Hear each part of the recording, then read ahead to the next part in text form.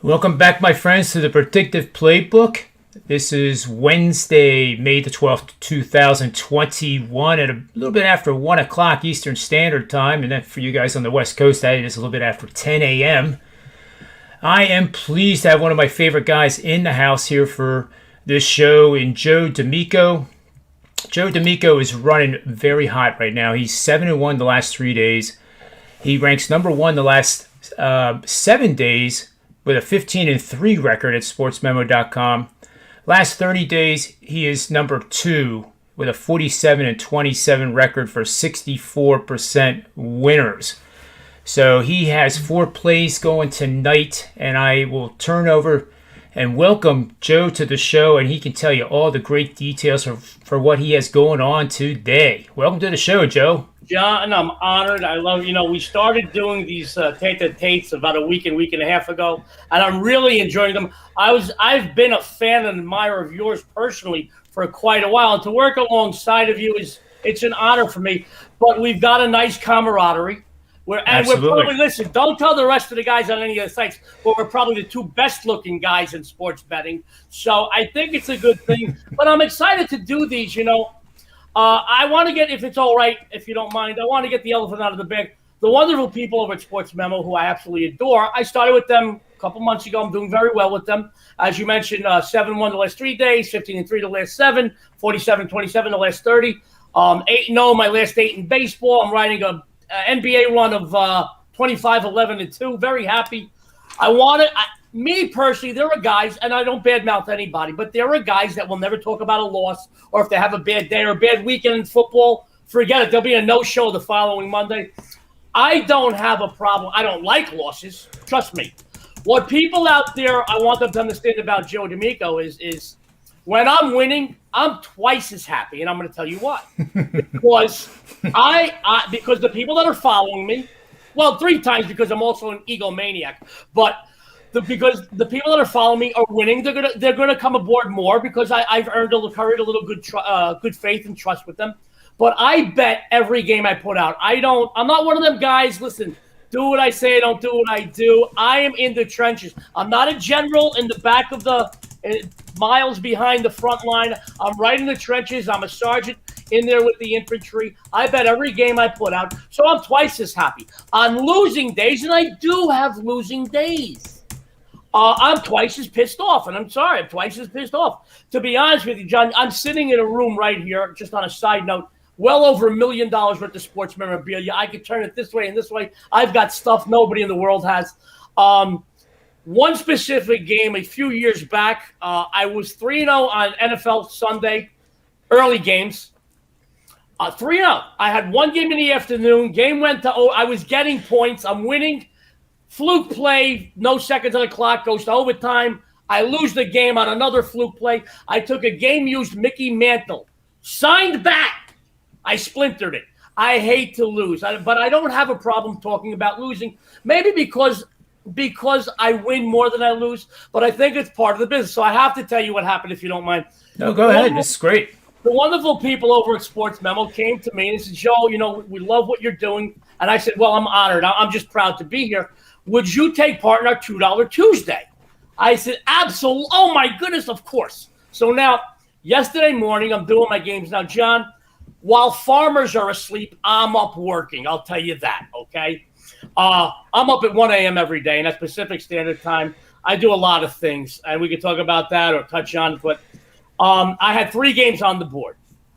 I have an under in the Orioles-Mets game winner. I put that as the free play on the site, and I put on every site, by the way. But I want to talk Sports Memo.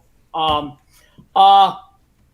have the Chicago White Sox winner. Put that out as my home run play. I believe they're 7-1 this season, and I put out the Denver Nuggets. And I want you to know, I looked at this, and I'm not a guy. I want you to know, I can have $20, $30, $40, $50,000. I don't bet $50,000 every game. I want you to know that. But I get 10 and 20 dimes are usual. I get 10, 20 dimes in the game. I don't check scores. I'm not a score checker.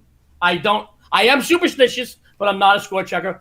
So I look at the score. First period, I'm up like 12, 14. Second, they come in. Then all of a sudden, okay, we're up by 9 with minute and change left. I'm in my backyard, a beautiful backyard, 4 dogs, my wife. I've got a glass of Louis the 13th. Nice, I'm drinking. The sun's going to have it.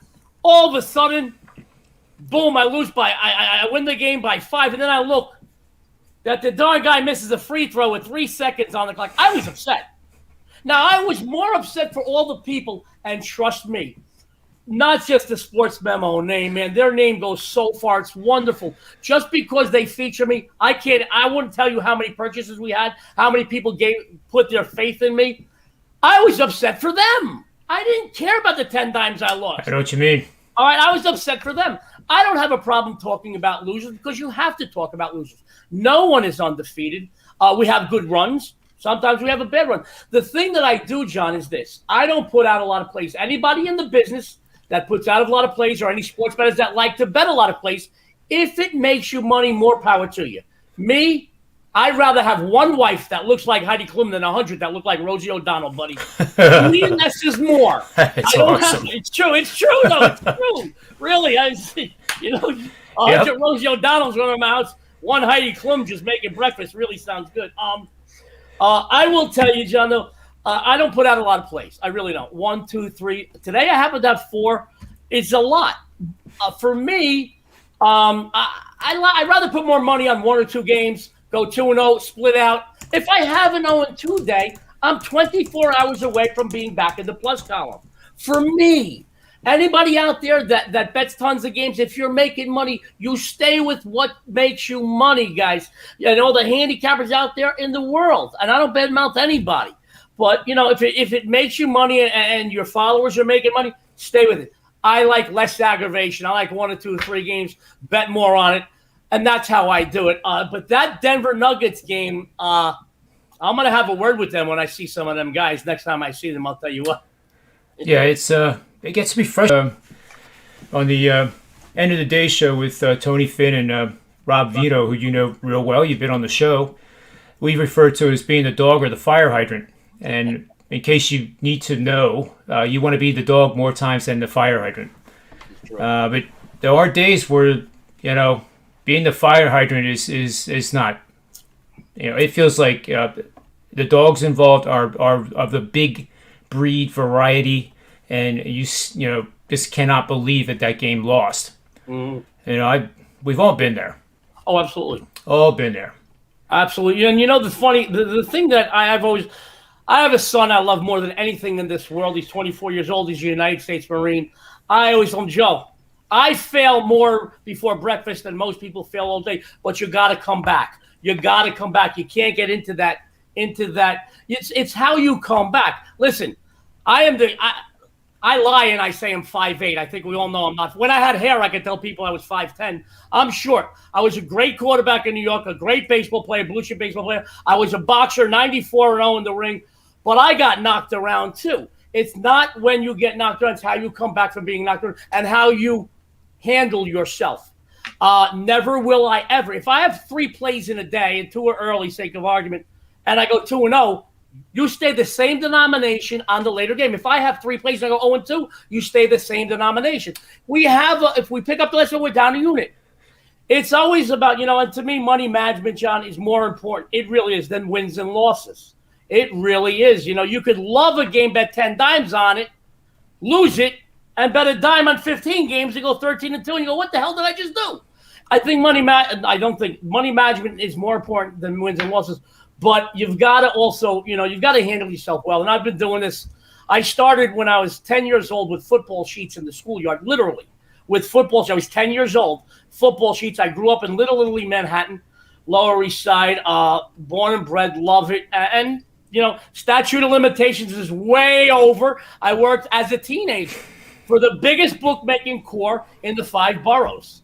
And I don't want to tell you what I did for them, but and I always remembered collecting every week. Very rarely did we pay out, and it always got me to thinking. And less is more. And I see guys chase, and I see things. Listen, if something makes you money, you stick with it. That's all. If something makes you happy, you stick with it. For me, when I'm making money, when the people that are following me are making money, that's all I need. Yep, I agree with you. I think one of the biggest mistakes, and you alluded to it, that people make. I this big client of mine, still to this day, he won't mention any names, but he wouldn't care if I did. A big player, right?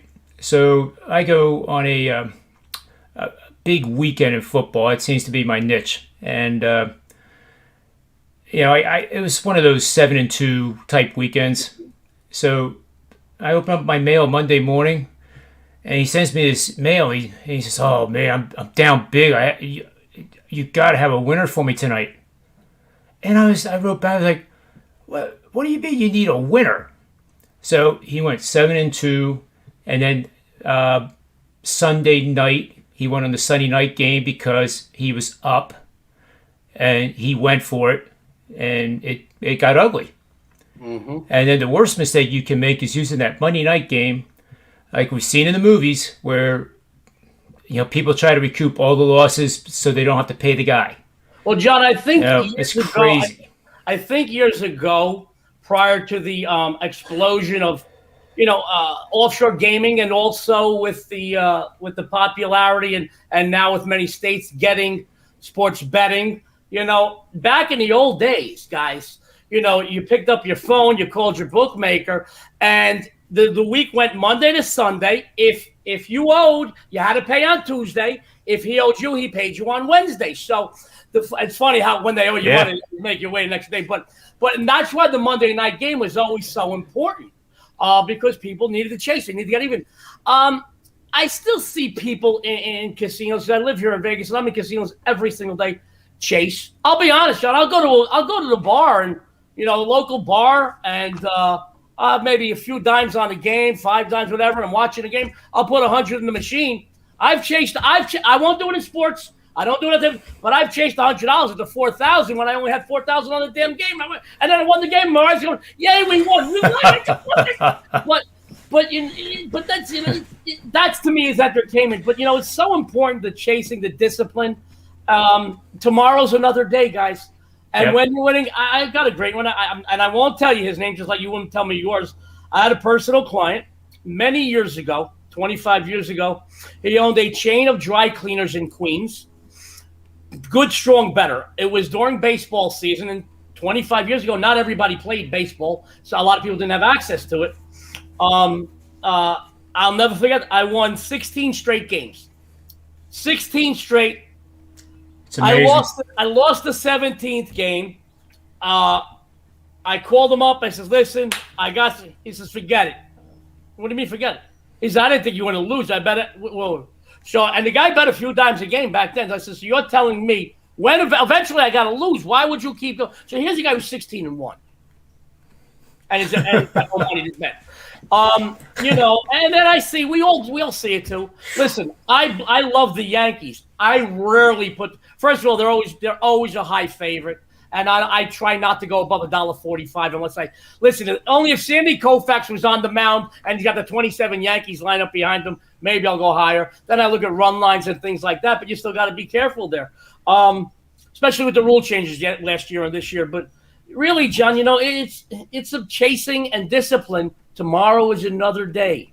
Tomorrow is another day. And that's why, if I have 2 or 3, if I go on 24 hours, we could be 3. We could win tomorrow 3 games. We're up a unit. But I don't push it. I do get people all the time that call me up or email me and they go, well, how many games do you have in a week? I can't give you an honest answer. Well, why not? Well, because I don't know what I'm going to like today. I don't just put out stuff to give you action.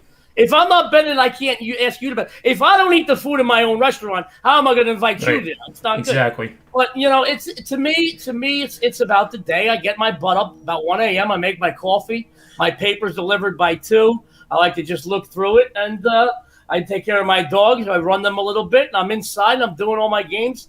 In today's times with these health conscious era we're in right now. The lines are a little different from the overnight lines. The lines that come out, particularly in basketball, where you can see a line come out of 2, and then at 3, 4 in the morning, it's 4.5, and then by the time 8 or 9 in the morning, it could be 6.5. And listen, we've all lost the game by a half a point, let alone 3 or 4. So I really do think it's important, and do your due diligence every day.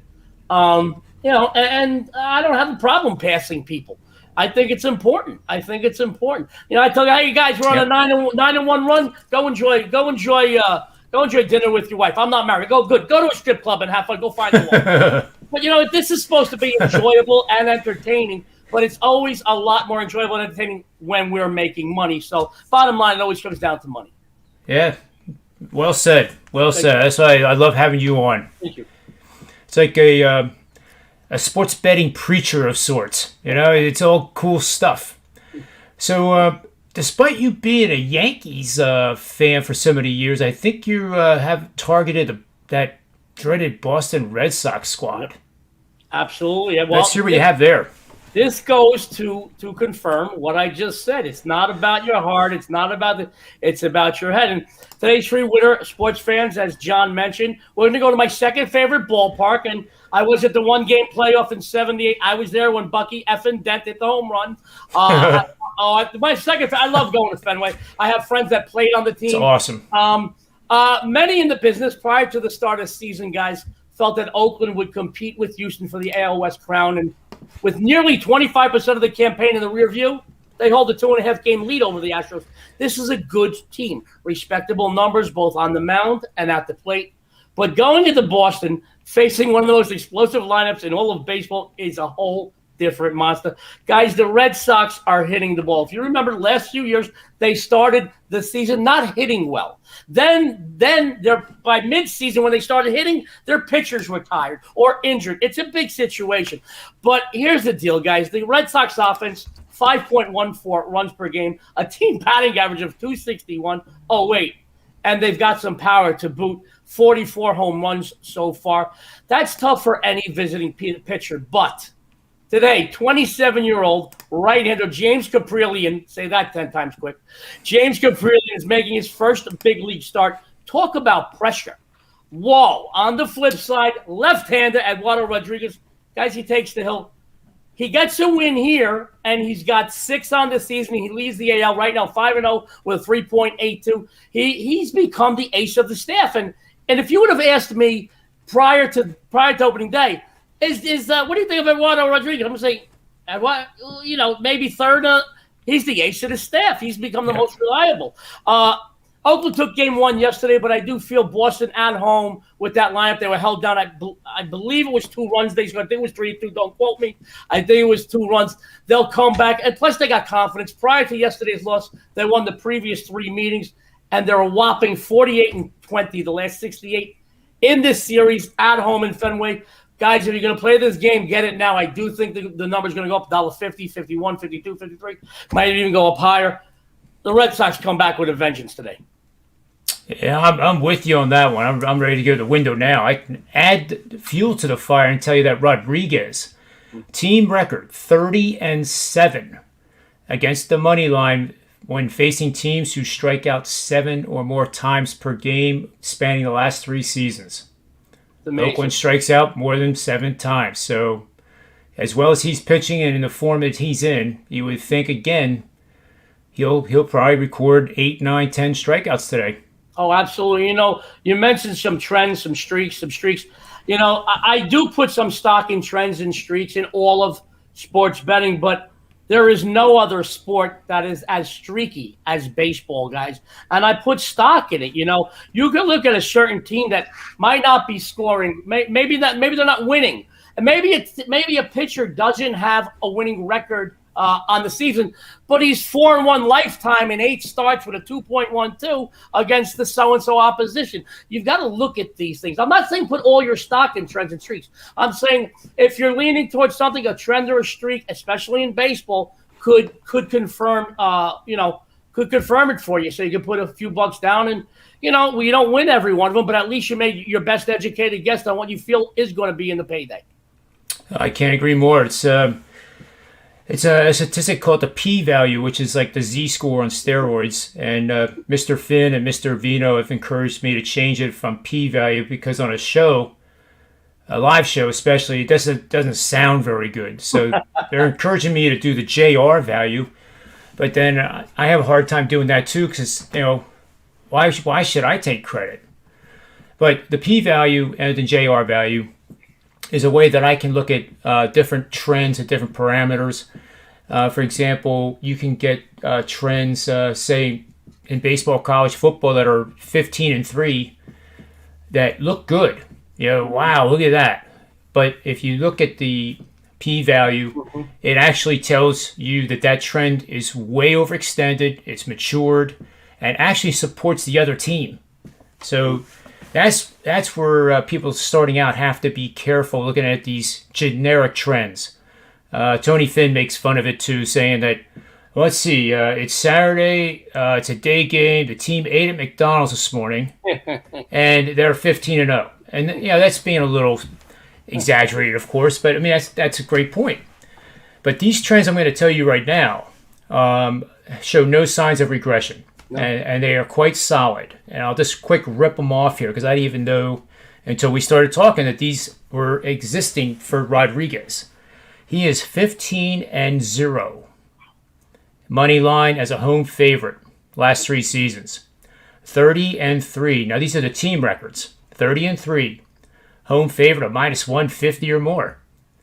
Well, I'll tell you what, if you see that sure. fuels you in telling the people that if they like Boston, you go now because it's not going to go below 160. Wherever it is right now, that 155, 160 level, I don't think it's going lower. No, I agree with you. I agree. And those are like Pedro Martinez numbers from back in the day. That's off the charts. Yep. 15-1 after giving up 1 or less earned runs in his last start, spanning the last 3 seasons. And those are all quality trends that show no signs of regression. There's no worry with those. I mean, that's just outstanding. And this year, John, with him specifically, with Rodriguez, with him being on a run, pitching well, and then going to the mound knowing he's going to get 5 runs minimum from his offense, it's a whole different level it can bring a pitcher on. It really is, And I'm glad, I'm not glad for the Red Sox. Trust me. I'm not I hate the Red Sox. That doesn't mean that we can't make money on. No. Wait, I got you. I got you 100%. For you. You're going to laugh. I got to tell you this. I'm sorry, but go ahead. There's a showcase to my left with maybe 80, 90 baseballs, a half a dozen pucks, 8 or 9 helmets, a mitt, 35, 40 footballs, and 15, 20 basketballs, all signed right here. I run into someone at an auction. I'm one of the larger sports memorabilia private collectors there is. I run into someone who knows me during his playing days, okay? A famous Patriots wide receiver. So he comes to me and says, I know who you are. I get a kick out of you. I listen to your shows. You listen to my show? You listen to a gambling show? So he says, I heard you're a big sports collector. Can I send you something, This is after BS and winning for a while. I said, sure. Send me something from your college days. True story. So I'll tell you what it was. It was the year Tim Tebow entered the draft. So I also ordered a Tim Tebow ball because we like Tebow. My wife had a crush on him. I love my wife. She had a crush on him. We liked him a lot. I had a Tim Tebow ball coming. It's a true story. So ding dong, bell. The doorbell comes and I look at it. Oh, look, best wishes, Tim Tebow. All right, I put the box down. A day or so later, I put it up in my showcase, blah, blah, blah. 2 days later, I get another ding-dong. I'm looking at it. And I look at the Tim Tebow. So what the heck is the other one? Tom Brady, Wes Welker. It was Wes that I ran into. Tom Brady, Wes Welker. Funny thing, I won't put anything out of the Red Sox. I took the ball, put it back in the original box. The garbage comes on Fridays. It must have been Monday, Tuesday, Wednesday. Put it back in the box, taped it up, put return to sender. Like 2 weeks later, or a week and a half later, I get a call. Joe, hey, how are you, Joe? Did I do it just right? I said, Wes, you sent me a Patriots ball. I won't put nothing out from the state of Massachusetts. Are you crazy? He cursed me funny, hysterical. He said he actually did send me the ball back and told me, I'll tell you, he told me to put it in a place on my body that it won't normally fit in a funny way. But he did send me a college ball too. No, I'm not a Red Sox fan, and I have a friend who played, a dear friend from Vegas, who played second base for the Red Sox for many years, statistically their best World Series hitter. And we golfed one day. He came over and said, "Where's the ball I gave you?" I said, "Marty, you're a Red Sox. You think I'm sticking that in my showcase?" But no, it's that's awesome. That's the thing that I want our people out there to know. I'm a Yankee fan. I don't bet. I rarely put them out. Rarely. And I hate the Red Sox, but that doesn't mean we can't make money. Does that mean I'm going to win today? No. I love it. It's true, though. It's true. It is true. It's 100% true. Two different things. I always say, John, two places your heart never belongs: sports betting and in love. Use your head for both. You'll be okay. That's true. Here's a question for the chat room for you. Sure. Joe, Sports Pick Hub wants to know, Joe, chances G-Mind Show takes Garrett Cole deep again tonight? Wow. Good. That's a good question, and thank you for chiming in, sir. The chance is good. He's pitching very, very well, but he throws very hard. And this team does have the Yankees number traditionally over the years. And, when you throw that hard, heck, anybody could hit it long. I wouldn't bet against it. That's for sure. I think Cole's pitching well. I think, with the Yankees, they start off a little slow. They've won, 8 of the last 10, give or take. Don't quote me, guys. I think they've won their last 3. But Tampa Bay plays them very tough. The last 3 or 4 years, they played them very tough. It's overwhelming. I believe they've beaten the Yankees more than any other team in the AL over the last several seasons. But, I wouldn't bet against it. What's interesting, too, is we talked before the show, and I got to do more research on the data. But the batting is starting to improve, and it's team-specific. I totally convinced by the numbers that some of these batting coaches are saying, look, forget this stupid launch angle and put on a swing that stays in the strike zone longer so that if you do get fooled by a changeup or a vicious slider, you can still get the bat on it, foul it off, and have another shot with another pitch. With the launch angle, there's only, the ball is coming in, the bat's going like this. There's only 2 places they can intersect and drive the ball. The other interesting thing is that as a league, the batting average is higher on pitches over 100 miles an hour than over 95. Huh. That's funny. So I'm going to do more work on that because that's always been one of my thoughts too. That 100 miles an hour with no movement is easier to hit than I'm trying to think Zach Greinke with all that movement. Sure. It doesn't matter if it's 86 or 88. It's floating all over the place. It's diving here. It's diving there. You really don't know where it's going to dive next. Whereas you get a guy who's throwing 100, 101, and it's flat. Sure. It's going to get hit a long way. Oh, absolutely. Back in the day, and I'm going back I'm 52, even before my time, guys that threw speed, they were fewer and far between. And they really stood out, and they went deeper into games and things like that. In the all-speed stuff and whatnot. But, guys, the thing now, I think, especially this season, John, in any season, we've seen, almost nearly 40 games played. So it's a lot easier for 9 batters to figure out one pitcher than it is for one pitcher to figure out 9 batters. Yep. And I think they're getting a little more used. Guys that move leagues, guys that move teams. It's a little easier. I would say it's easy, but it is less difficult. Let's phrase it like that. That you're going up against the guy because you've seen him before, you see what he's doing, or his tendencies. And these guys, listen, man, you got guys that can hit. Almost everybody can hit speed, but I mean to hit it consistently and place it where you want it. The game has changed quite a bit. It really has. But I think that it's a little easier right now going into the season for batters to figure out a pitcher than it is for pitchers to figure out batters. So maybe that's why the batting is going up. I think we're going to see a little bit more of it. Guys are getting fatigued. We're seeing guys sit now. The MLB is kind of turning it, kind of looking a little like resembling the NBA, where you don't see like major stars play back-to-back games. We're seeing guys sit now and it's with the rule changes and whatnot, and it's going to be a very exciting season. But I believe you're going to see the batting averages go up. You're going to start seeing the better hitters, the perennial top 10 guys. They're going to start separating themselves from the rest of the pack. But I think overall, the hitting is going to go up. You're going to see the long ball and things like that. But I think we always, most people out there, they love a 9-8 ball game. Me, I love a 1-0 game. That's my favorite to be at. Having a beer and a hot dog in the stand with my lady, watching a 1-0 duel, that's just an exciting thing. People like to see home runs. They always did. But you know what? It's going to be a great season this year.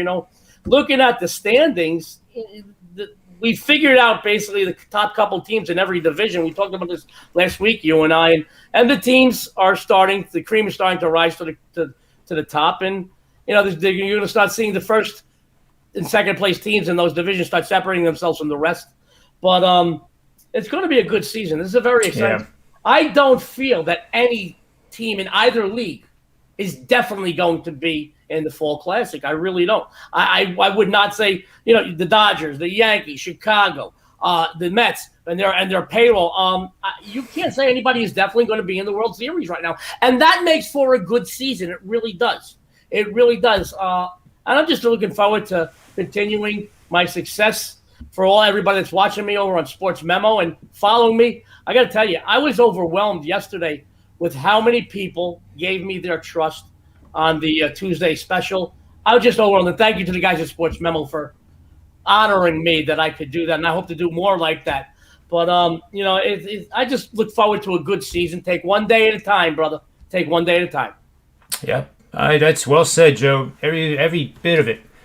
And I have to say, Sports Memo is definitely, and you're finding it out now. You've been there a couple of months, and the guys that are on that site, and Wager Talk included, there is absolutely no animosity or jealousy or any of that among each other, because everybody's a veteran, and you almost cheer like I find myself cheering you on when you have $2 a day. Thank you. And that's how it works across the board. And that's why it's so much fun and why it's a huge success. Well, they did on both Wager Talk and Sports Memo. They strategically I don't want to say recruited. They strategically brought on certain people over the years. They just didn't open up and say, "Oh yeah, all right, you're a capper, come on board." They were very particular, and it's by invitation. Yeah, and that's I'm honored to be here, but that's why you don't see the animosity. I mean, guys root for each other. Hey, listen, I could drive any car I want. I've got a Maserati, a Cadillac, and a '72 Mustang. But if I see a guy in a $1 million Bentley, I don't want to key scratch his car. I'm happy. I work my ass off more and harder. This way, the next time I see that guy at the traffic light, he's going to say, "Damn, I want his car." But we root for each other. We're too old also to feel jealousy or because we've been through it. The veterans have been through it. We've been through it. We've been through a bad day, a bad week, a bad month, an off season. And when people still come back and they give you your trust because they believe you, it's an important thing. It's an important thing. I take a lot of pride. The only thing. I take a lot of pride in integrity, and that's why the transparency of talking about losses is so important, and just being honest. Hey, I have no problem splinting a Mickey Mantle game-used bat when I'm upset, but I'm here to make money for myself and those people that give me their trust. It's important. It's an important thing, John. This is, the bottom line is we want to make money for our followers, and we want to make a good paycheck too. But I've made a ton of good paychecks in this business and betting. I've made a really, really a fortune, and I'm happy, and I'm blessed. But I put a lot of time into this. While most people are sleeping, I'm awake and I'm doing numbers. It's what we do. It's what we do. Let me put it this way. Right here in Las Vegas, I do a lot for charities, and one charity I do a lot for our law enforcement. We have some of the best policemen in the world in Las Vegas, NHP, Highway Patrol, and in Henderson. And I always say it like this. Once a cop takes off his uniform for the end of his shift and he's on his way home, if he sees a crime being committed, he doesn't say, let somebody else take it. He pulls over because that's not what he does. That's who he is. And that's like I am, and that's like some of these other great guys on Wager Talk and Sports Memo. This isn't what we are. This is who we are. That's what we do. That's what we do. So true. You're right, though. And those guys don't get paid enough. Oh, absolutely not. Not even close. Absolutely. And my hat's off to them. And, whatever, for me, the those people that protect our cities and those who protect our country, I have all the respect in the world from me, and I thank them. We owe them a debt we could never repay. But And also, where your son is too, with the U.S. Marines, is another group of men that largely go unnoticed, and I guess that's by design. But still, we don't know what they're doing until after it's been a victory. But when you realize it's a victory, that's when you realize the sacrifice and what they put on the line. Sure. Just for people like us, it's it's remarkable. Absolutely, it is because of them that I personally can walk and speak freely, and it's things that we should never take for granted, and we owe them a debt we can never repay. Yep, I agree. That's the luxury we have of walking to the window and putting down a couple dimes and saying thank you. Absolutely. Yeah. Well, Joe, this has been great. I can't wait till I schedule you for the next time. And it's a good thing I'm in charge of the scheduling too.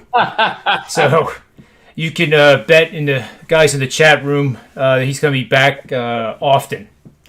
John, I want to thank you very much though for having me. And I know I could give an aspirin a headache, but I appreciate you, and I'm honored to be represented. I am too. Oh, thank you for having me. I enjoy our chats. It's like two guys sitting around in a bar with a couple of beers, having some finger food, just BSing, talking sports, and that's to me the personal touch, the intimacy that we portray to those people that give us our trust, and that's why it's so important to you, me, and the other guys on Wager Talking Sports Memo that we win for them. It really is important to us.